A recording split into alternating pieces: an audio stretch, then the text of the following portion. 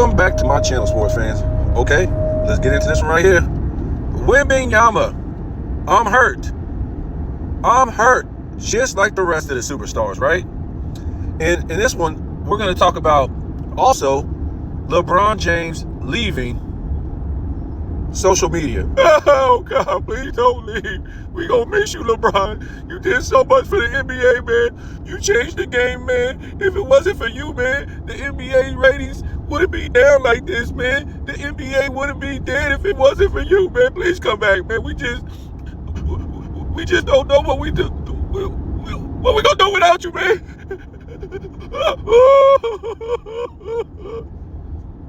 Get the F out of here, bruh. We don't need you. We haven't needed you for years, but you still kept coming back. You still kept coming back. What was it that year? I want to think. Well, basically, the year he didn't go to the finals. Everybody was happy. Remember, he went on that 8-year bid to the finals. And I want to say it was Golden State and Toronto. But I think it was another year, that year when Milwaukee made their run, and everybody was just happy. But he was always peeking out on social media, saying something, but everybody was happy this guy wasn't around. We don't need this guy. And what I can tell you guys is LeBron James' career basically has been built up off of social media for the most part. I would say about at least 3/4 of it. I'm not going to say social media was big when he first came into the league, but we got to understand, since he went to Miami I would say at least, because nobody didn't really care about this guy until he really went to Miami.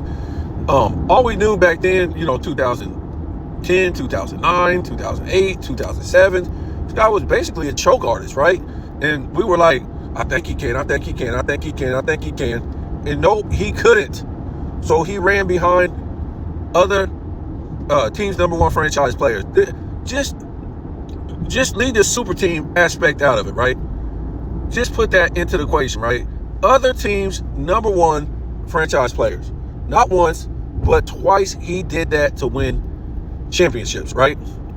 Now, we know Kevin Garnett, Ray Allen, Paul Pierce, they came together. They were other teams' number one franchise players. But let's think about the difference between this. For one, these guys were like, 10 to 12 years in a career when they came together. Kevin Garnett came into the league in 95. I think it was like 95. Jordan wasn't even in the damn league. Or he just came back from retirement. Jordan hadn't even won that second three-peat yet, if I'm not mistaken. Yeah. And Ray Allen came a year later after Kevin Garnett. We know Paul Pierce came in, 90, 98, 99, something like that. So Paul Pierce was like damn near, 10 years into his career. Kevin Garnett and them, way over 10 years. And just to put the icing on the cake, this is when LeBron beat these guys in 2011 with his super team. These guys were even older. So let's do some comparison, right? This will be like, and I know we heard this comparison, but in a way, right? But this would be like Michael Jordan couldn't beat the bad boy Pistons in, let's say, 90 or 91, couldn't beat the bad boy Pistons. And said, oh, no, I can't beat them, man. They got a super team. And, Dennis Rodman, you got Joe Dumars, you got Isaiah. I can't beat these guys, man. I'm going to go play against, I'm going to go get Ewing and Barkley. I'm going to go get these guys. I mean, what are we talking about? What are we talking about? So this is what's going on, man. He needed a super team to beat these guys in 2000. These guys were old as dust. So bad that he had the number one seed over these guys. So LeBron James has made his career off of social media. I would say about 3/4 of it since he went to Miami. And you can't live without social media. And the sports media is a part of social media now, right? That's why they fired everybody that was good at ESPN, right? Because guess what? They don't have to pay these guys to be good anymore. they make money off of social media now. They're making so much money off of social media. It's crazy. Look at ESPN's views for everything they put on the damn ESPN. Which, that's it. So they don't need good analysts. They don't need that. And there's really nothing good that people can be like, yeah, you can't hold anything to a standard these days, right? So you don't have to put out nothing good. Check it out. Music sucks. Movies suck. Sitcoms suck. So you don't have to hold anything else to the fire because the people out here are dumb. Basically, they're taking what they're given in society now. Everything is dumbed down to the fullest, right? Everything is dumbed down. I think when social media first came out and when YouTube first came out, people was putting great content out there about life. Guess what?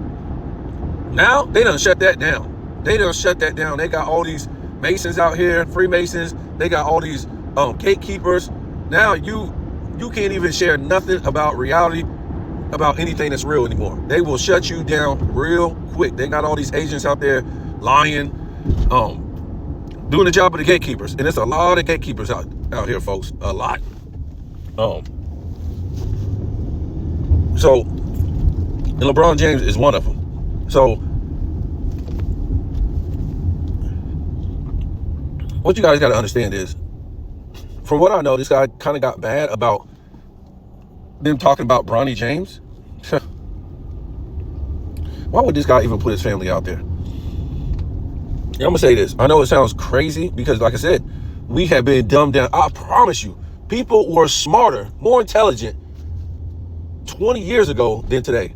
People are dumb as hell. And I'm trying to tell you, we're going backwards in this world. We're really going backwards. Remember, we was talking about the other day, where's everything that's futuristic? Remember, in the 90s, the 80s, the 70s, they were telling us we were going to be living futuristic in the 2000s. Then we got to the 2000s, like, oh, this is the same shit. Ain't nothing futuristic. Remember all these futuristic car shows they would have? Where's those cars at? People thought, I'm watching Back to the Future, Demolition Man, all these sci-fi movies, all this stuff. Yes, I believe there's futuristic stuff that's out there, but they're not giving it to us. The government is not giving it to us because they want us dumb. And I can assure you, the stuff that I knew in the early 2000s about this world and about life that people was putting out, that stuff ain't around no more. That if you didn't get a piece of that, you just dumb. You just dumb. The women don't even know what they look like anymore. They slide in transgender women in your face every day on TV, and you calling these strong-faced, long-neck, wide-shoulder men that look like women. The women will argue with you that these are real women, but they don't look like them. They don't look like their mama, their sister, their aunt, any woman walking the street. This is crazy. This is crazy, folks. And then they'll show you somebody on social media that looks just like a woman. A man looks just like a woman. And they're trying to tell you that the average person has the money, has the capability to look like a woman, but Hollywood doesn't? Please. The world is dumber by the damn day. And let me tell you what, it's sad because they done dumb these kids down to a T. Look at the music they're listening to. They're listening to basically robot music. People who ain't even performing with their real voice. To be in 2024 and listen to what I grew up on, black music, it makes you want to cry. There's no harmony. There's no soul. The beat sucks. Wow. How can we go back to the 70s and the music was better in the 70s and the 60s? All music, not just black music, white music. Black music, what? So we ain't living future. We going backwards. Hollywood is dead. You always had the next stars. The next Will Smith, the next Denzel Washington, the next Al Pacino. It was always a next, whether it was music, movies, sitcoms. It was always a next. Bruce Springsteen, it was always a next. It was the next Mariah Carey. It was always a next Whitney Houston, the next Michael. There's nothing now. And I told you guys, since 2000, and to me, since the 2000s, I would say about 2012, everything has turned into ish. With the music, the movies, TV, sitcoms, everything. because you don't have those same people at the highest level putting anything into it anymore. It's listen, I'm just saying this because this just like coincides with the LeBron era, the 210s all the way until now. But LeBron James, he's a puppet for the NBA media. He's a puppet for the NBA because they do.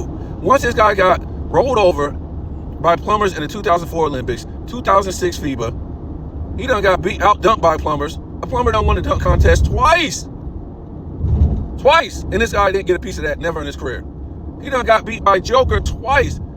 Gentlemen swept. And guess what? Joker had no All-Star teammate, no Hall of Fame teammate, no top 75 teammate. Imagine Michael Jordan being swept with the top 75 teammate, in an All-NBA teammate, in an All-Defensive teammate, in what looked to be a formidable team with Hachimura, Reeves, all these guys. We don't need LeBron James. His career is built up off of social media, folks, for the most part. The rest is built up off of the media. And we talked about this yesterday. Kobe didn't need his career built up off of social media. The game spoke for itself. He was a good three-point shooter for his era. He was one of the greatest mid-range shooters.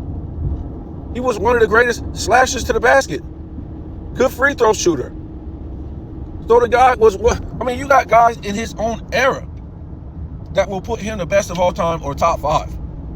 And all the guys that played against LeBron and Kobe, they say Kobe. Kobe won 2 championships without a super team, without Shaq. Shaq couldn't win back-to-back championships without Kobe. And this dude had Wade, Alonzo Mourning, Gary Payton, Antoine Walker, all these White Chocolate. These guys had the number 1 seed. I think they had it twice, but only went to the finals once. And they was coming out the damn East. Kobe went to 3 straight finals coming out the West and beating LeBron's competition. So Kobe didn't need the social media and the media to make his career. And therefore, he didn't need to be their puppet, right? He didn't need to be the media's puppet because his game spoke for itself. When you see LeBron's game, it's okay to do barrel into the basket. There's also some dummies. This is what the dummies will do. Oh, man, look at LeBron hit these jumpers. Y'all say he can't shoot. Bro, cut, edit. LeBron is an NBA player. You could show any cut, edit of any player who is not a good shooter knocking down shots. You could do that. Pippen was not a good shooter, but you could show him knocking down shots on the cut, edit. Go look at the percentage. LeBron, 37% for his career. You can go down now. They keep it year by year of, the percentages since LeBron came into the league. Horrible free throws. Well, this is bad. I don't say he's Shaq like free throw shooting, but he's not a good free throw shooter, not a good mid-range shooter at 37%, career 34%, three-point shooter. And Michael Jordan was a better three-point shooter because Michael Jordan took less for his average, for the league average. That's basically what he was. He was an average three-point shooter for what it was at the time. LeBron is basically what you can say is a horrible three-point shooter for how many he takes and what the league average has been throughout his career. That's it, man. And leave social media. You put Bronny out there. And what I was saying about the world so stupid, I wouldn't be surprised if these ones is even his damn children. But we won't even get into that. How dare you say anything like that? So either way, bro, this is part of the NBA. LeBron doesn't control it. We gotta come to the realization LeBron James does not control the NBA. Whatever he does, whatever he says, he has to go through the commissioner. He has to go through the NBA. So him bringing his son in had to go through the NBA. Him building a super team had to go through the NBA. If whatever First Take talk about the NBA or first things first, it has to go through the NBA. Just wake up. Time to wake up. It's okay. Wake up. You guys just don't do what they want to do. So therefore, the NBA is on board with this because their viewership ain't there. Nobody wants to watch these guys play. They don't have game. Their game is all the same. Their game is equivalent to the NFL saying, let's change the rules. And guess what? Everybody on offense can catch the ball. All the linemen, everybody. So when the ball snapped, everybody just take off down the damn field. And now all the defensive linemen, they have to cover all the linemen. So everybody is a damn receiver now on offense. How about that? And the quarterback just can't run out the pocket. He got to find an open lineman, an open receiver. This is ridiculous what the NBA has become.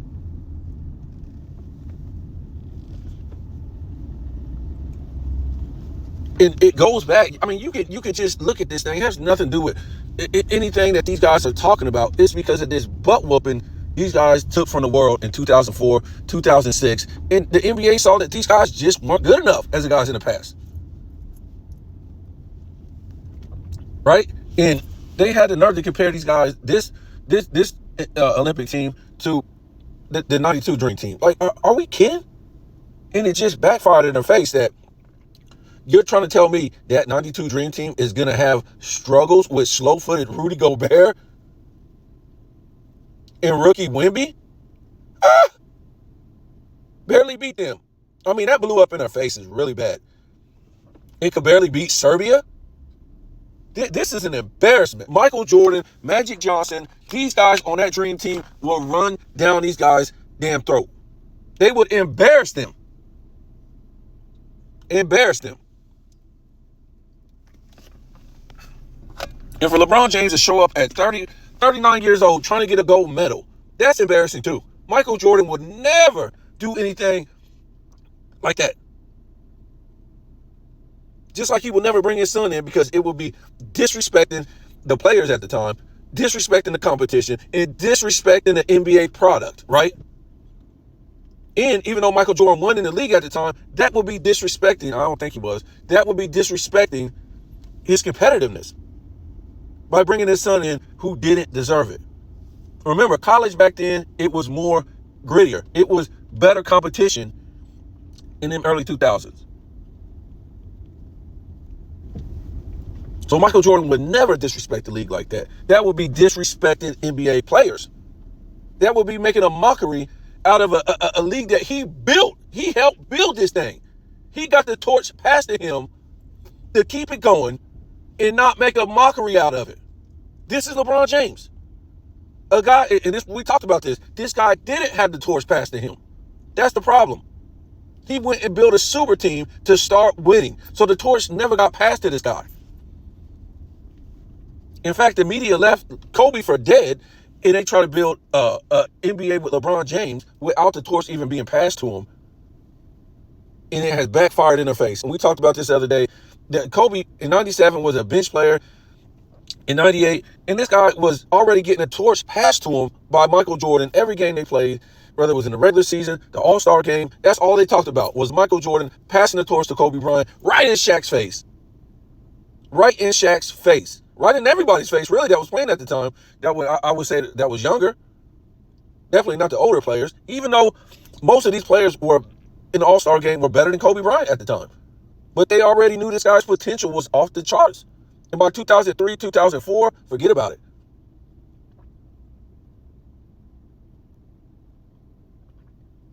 So this is the problem with LeBron James. He never earned the torch being passed to him.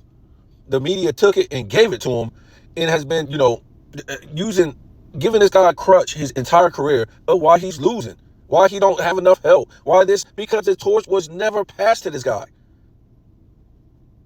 That's why. It was supposed to get passed to him, and it looked like it was in 2009, 2010, maybe, when he played Kobe and earned it in the finals. But guess what? We all know now he was scared to play Kobe. That's why he melted down in the finals. We already know this now. We went over this many times. He already told the media in the beginning of 2009 season he was going to wear the number 6 next year, which he already had. It was already premeditated that he was going to Miami. So he melted down on purpose because he didn't want to see Kobe. Kobe was going to destroy this guy. I don't know about LeBron fans and what they know about basketball. Who taught them basketball? But Kobe was going to literally destroy this guy. He was going to destroy him. And I don't care. They were good friends, like best friends. But the way they treated Kobe,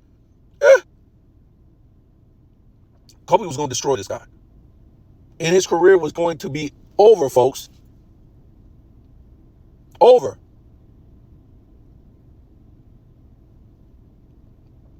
So Kobe, he lost 2 back-to-back in the playoffs, 09, 2010, with the number 1 seed overall in the damn NBA. Because Kobe was going to destroy him. 2009, 2010, all the advertisement was him and Kobe. Not Dwight Howard and Kobe, not Kevin Garnett in the finals and Kobe. LeBron James, who had the number 1 seed 2 years in a row in the Week East. Kobe was going to literally destroy this guy.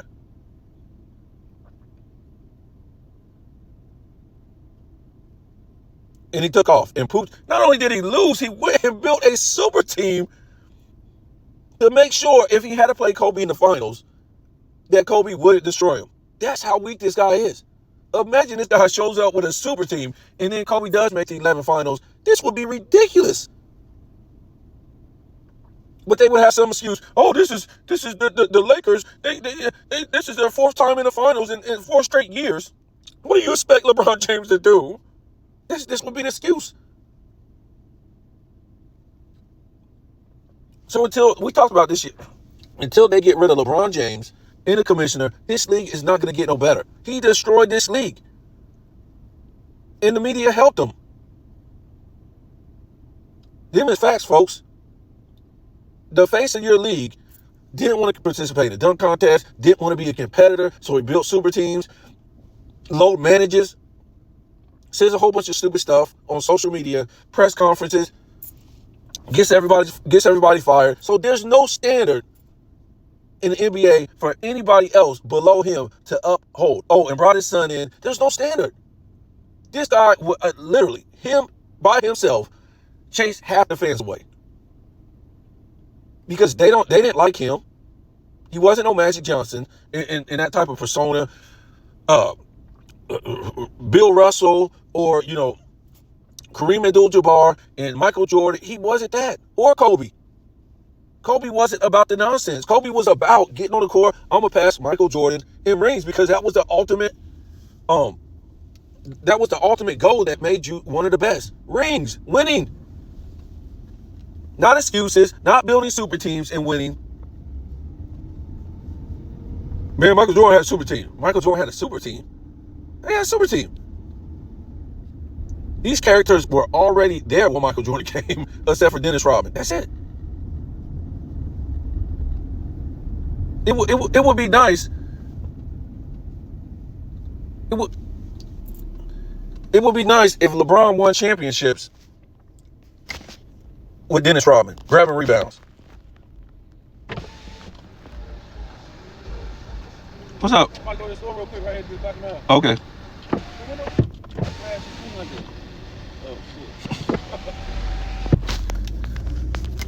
Yeah, I want to see him win championships with Dennis Rodman grabbing rebounds. Is that enough? No, we already told you. This guy traded defense for offense, right? Because he can't shoot. He ain't got no offensive game. So he went and got offensive players and said, we're just going to win off of athleticism. That's it, folks. So I got to get off of this thing. And, yeah, look at this. Chris Paul, this is what they had on the website, ESPN, yesterday. Chris Paul, Victor Wembanyama in the duel that could change the NBA. This guy hasn't played since they played the Lakers Friday in the in-season tournament. They talking about an old-ass Chris Paul, a meltdown artist in the playoffs, and this frail dude that bumped knees? Why don't this guy talk to Patrick Ewing?